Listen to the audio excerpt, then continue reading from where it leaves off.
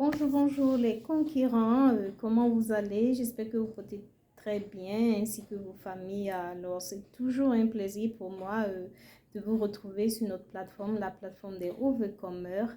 Et je m'appelle Claire et si c'est la première fois que vous nous rejoignez sur cette plateforme, je vous souhaite la chaleureuse bienvenue.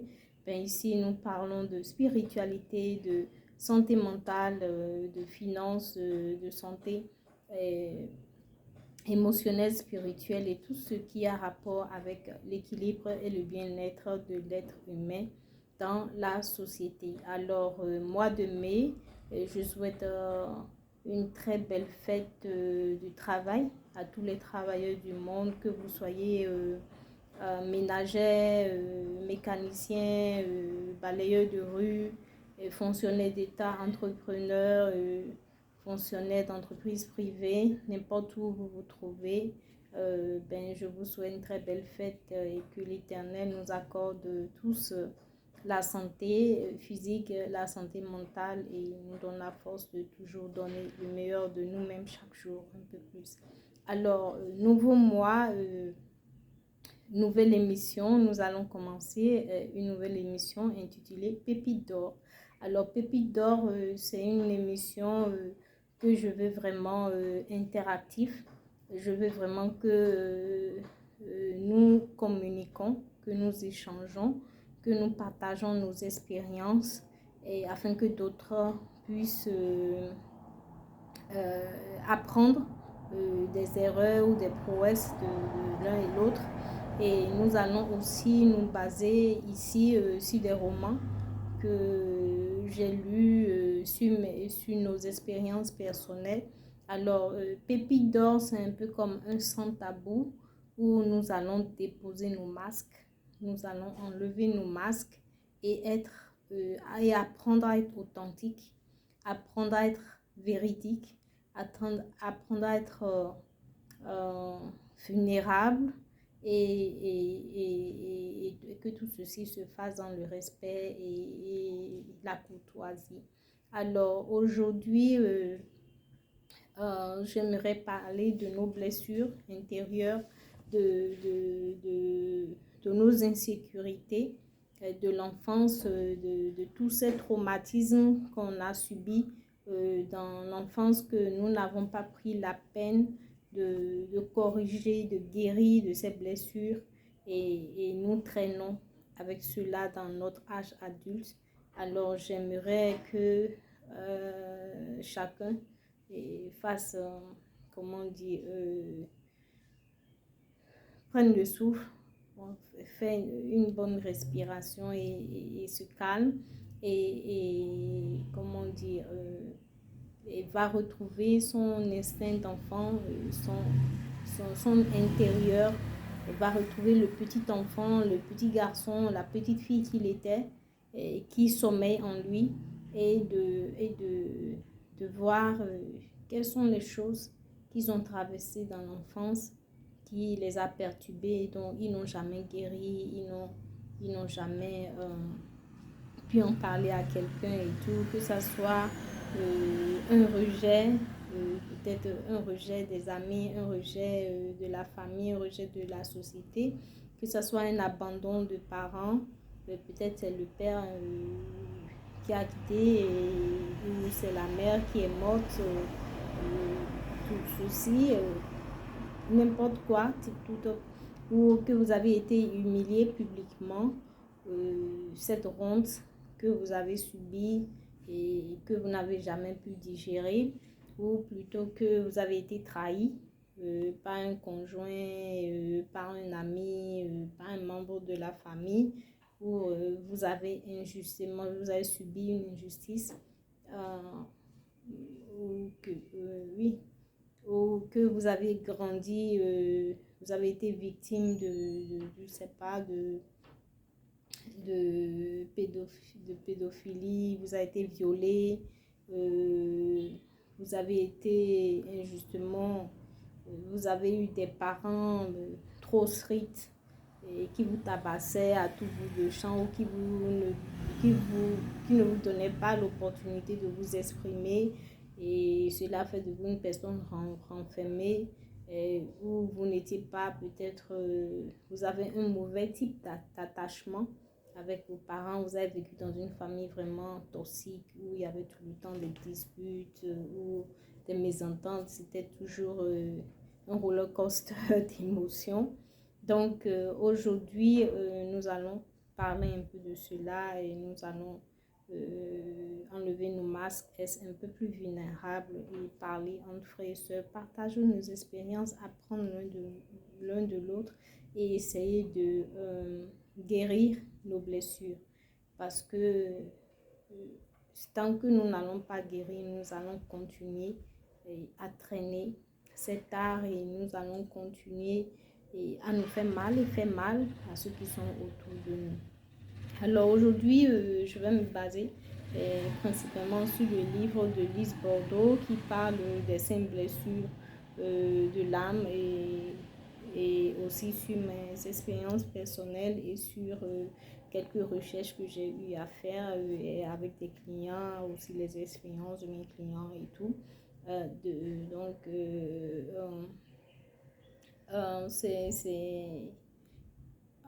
C'est très très important de savoir de quoi on souffre, de toucher du doigt ce dont on souffre avant de pouvoir chercher à la guérison. La première étape de la guérison, c'est de reconnaître qu'on a un problème. Et maintenant, quand on reconnaît maintenant que nous avons un problème, maintenant il faut avoir le désir de pouvoir corriger ce problème-là. Alors, ici, nous allons parler aujourd'hui euh, du rejet des gens qui ont été rejetés dans leur vie. Par exemple,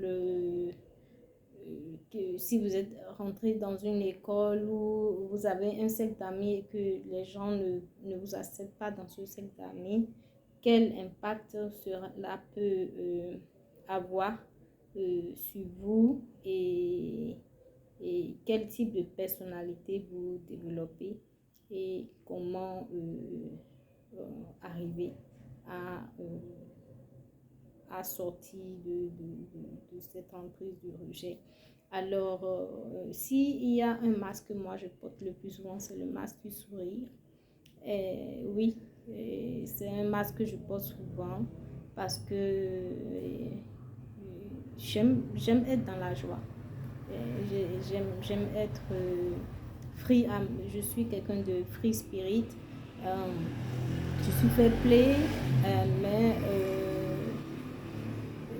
je ne laisse pas tout le monde venir vers moi comme ça. Je suis un peu rigide à l'extérieur, mais quand on me découvre, alors je suis vraiment quelqu'un de très jovial et tout ça. Et cela ne veut pas dire que j'accepte tout. J'aime le respect. Je suis vraiment très rigoureuse quand il s'agit de cela. Alors pourquoi je porte le masque du sourire? C'est parce que même quand ça va mal, même quand les choses vont mal, je garde le sourire parce que j'espère, je me dis, il faut que je sois dans la joie pour pouvoir attirer des choses joyeuses, des choses positives vers moi. Alors, même si actuellement, si je suis dans une situation où les choses ne vont pas comme je veux, mais que je projette des choses positives dans ma vie, alors il faut pour moi, je sois dans le sourire, que je sois dans la joie, que je sois dans la paix, que je sois dans l'harmonie pour pouvoir attirer ces ondes positives vers moi. Donc, c'est la raison pour laquelle beaucoup de gens me voient souvent très joyeuse, souriante et ils se disent, ben celle-là n'a aucun problème, mais tout va bien. Mais quand ils s'approchent de moi et que à des périodes où ça ne va pas du tout et que je leur dis, mais on n'aurait jamais su si tu ne nous avais pas dit. Tu es tout le temps souriante, tu es tout le temps joyeuse, donc on se dit que tout baigne. Yeah. Tout le monde a des hauts et des bas, il y a toujours des vallées, des montagnes, mais c'est la manière dont on réagit par rapport à ces épreuves de la vie qui font la différence. je peux avoir des problèmes et m'écrouler par terre, rentrer dans la dépression et me dire vraiment tout est foutu et tout, et puis me lamenter et tout. Est-ce que ça va résoudre mon problème? Non. Est-ce que ça va diminuer l'intensité du problème? Non. Alors je préfère rester dans la joie et banaliser cela et me concentrer sur ce qui est positif, espérant que cette situation se décantera d'elle-même. Alors, comme projet, oui, j'ai vécu à l'extérieur pendant un moment. J'ai vécu aux États-Unis et vous savez que là-bas, il y a le racisme, il y a les blancs et les noirs, où ça ne s'est pas vraiment fonctionné, même si l'esclavage a été aboli. Et dans la société, ça se ressent. Et oui, euh, quand j'ai quitté l'Afrique et je suis allée aux États-Unis, je me suis sentie rejetée, je ne me suis pas sentie acceptée, aussi bien par les Blancs que par nos frères noirs américains.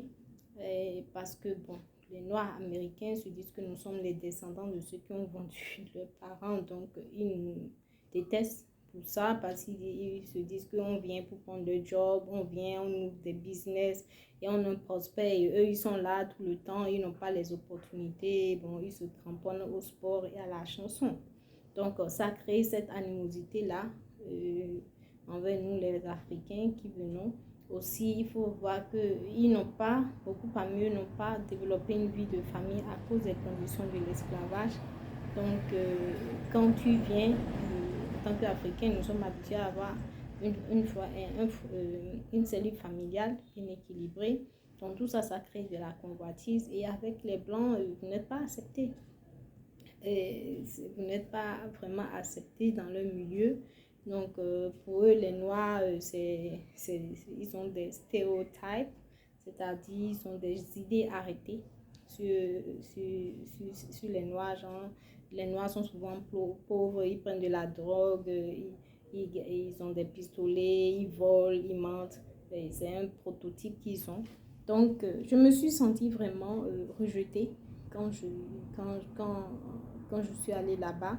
En Afrique, je n'ai jamais eu ce problème-là parce que tout le monde est noir et quand un blanc vient en Afrique, ben, il est bien accueilli, il est bien tout ça là. Mais là-bas, c'était vraiment toute une expérience et même avec mes enfants, ça a été un véritable casse-tête parce que mes enfants n'étaient pas acceptés, c'était difficile pour eux de se faire des amis dans les écoles et parfois ils étaient sujets de bully, ils étaient menacés même parfois de mort par des enfants qui disaient mais j'allais te tirer dessus. Donc c'est des expériences qui traumatisent et qui fait que on se replie sur soi-même, on a peur, on est dans l'ancienneté, c'est ça, on est un peu stressé d'aborder les gens, d'aller vers les gens. On préfère se recouvrir sur soi-même pour éviter les problèmes. On est plus, comment on dit, timide, on a peur de prendre la parole en public pour ne pas se faire tabasser et tout. Donc, c'est une situation qui m'a beaucoup marquée. Ce qui a fait que, bon, c'est vrai, tout va bien, j'ai un boulot, j'ai une famille et tout, mais je ne me suis jamais sentie vraiment acceptée dans cette communauté. Et ça a vraiment impacté sur ma manière de voir l'extérieur, la manière de voir les gens. Il y a beaucoup de faux sourires, il y a beaucoup d'hypocrisie. Et donc, je prends tout le monde avec pincette parce que même quand tu as accepté, tu sens que les sourires ne sont que façades, ne sont que éphémères. C'est pas un sourire profond, c'est pas un sourire à 100% aimant. C'est pas une acceptation à 100%. Vous voyez, il y a toujours une certaine réserve. Donc, oui, ça fait que j'aime ma solitude, j'aime vraiment rester seule de temps en temps. Bon, ça ne m'empêche pas d'être en communauté avec les gens quand il se faut, mais même quand je reste en communauté, à un certain moment, il faut que je me retire pour aller me ressourcer moi-même. Et parce que quand je suis seule, je réfléchis plus, je suis plus créative, je suis plus moi-même. Et ça me permet de discuter avec le divin, d'avoir cette interaction-là avec moi-même. Donc, oui, si parmi vous, des gens, vous avez expérimenté des choses comme ça, euh, n'hésitez pas à partager avec nous et surtout comment vous arrivez à surpasser ces épreuves-là de la vie, comment cela a impacté votre personnalité et comment vous arrivez à balancer cela dans votre vie. Nous sommes ici pour un échange et voilà, je vous donne mon exemple sur par exemple le rejet, ce que j'ai expérimenté en tant que personne. Nous sommes ici sur la plateforme des overcomers, c'est-à-dire des gens qui ont traversé des difficultés, mais qui ont su surmonter ces difficultés, qui ont su, oui, et aller au-delà de ces challenges. Donc, nous sommes ici pour, pour partager et pour nous guérir les uns des autres avec nos expériences. Et j'espère que cette expérience que je partage avec vous, que ça pourra aider certaines personnes et que ça va peut-être vous stimuler aussi à vous ouvrir. N'ayez pas honte de nous ouvrir. Nous sommes ici pour guérir ensemble, pour apprendre l'un de l'autre, pour être vulnérable, pour être authentique. Arrêtons l'hypocrisie. Soyons nous-mêmes, soyons véridiques. C'est plus facile d'être soi-même que de chercher à construire une image qu'on ne peut pas garder tout le temps. Si je suis moi-même, je n'ai rien à craindre, je n'ai rien à cacher, je n'ai rien à, comment on dit, oui, je n'ai rien à cacher à qui que ce soit parce que je suis moi-même et je suis à l'aise avec moi-même, je suis heureuse avec moi-même. Donc, apprenons, déposons les masques, allez enlever les colis, les portes fermées de nos cœurs et sortons les colis, détachons-les, mettons les choses à part, nettoyons ce qu'on peut nettoyer, gardons ce qu'on peut garder et apprenons à faire la paix avec le passé et à évoluer. Alors, merci de m'avoir écouté sur Pépite d'Or. Aujourd'hui, c'est notre première émission et j'espère que vous allez y participer. Je prie vivement pour cela et que Dieu nous aide et à très bientôt. Bisous, bisous, prenez soin de vous et à bientôt. Bye bye.